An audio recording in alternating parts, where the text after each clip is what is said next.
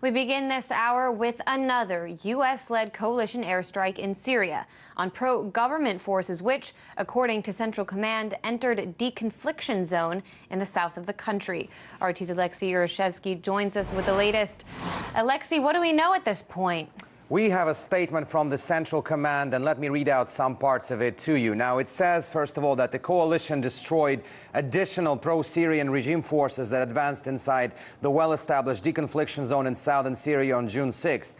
Despite previous warnings, the statement said that pro-regime forces entered the agreed-upon deconfliction zone with a tank, artillery, anti-aircraft weapons, armed technical vehicles, and more than 60 soldiers, posing a threat to coalition and partner forces based at the At-Tanf garrison.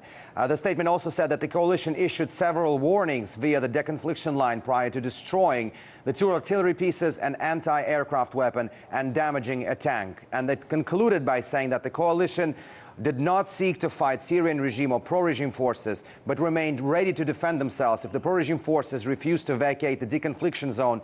The coalition called on all parties in southern Syria to focus their efforts on defeating ISIS, which is the common enemy and the greatest threat to regional and worldwide peace and security, end of quote. Now, this is not the first time that something like this happens in southern Syria.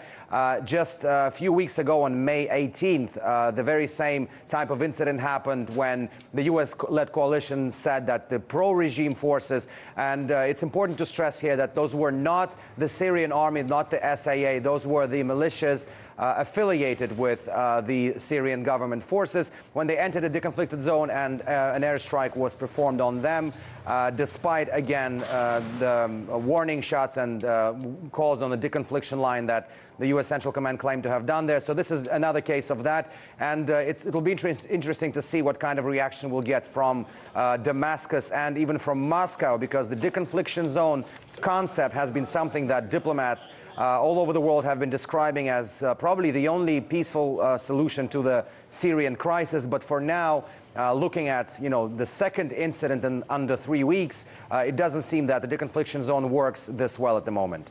Yes, certainly things seem to complicate when the zone is used to tell forces which are working with the government in Syria where they can go in Syria, which is, after all, a sovereign nation. Alexey Yaroshevsky monitoring this for us from the newsroom. Thank you.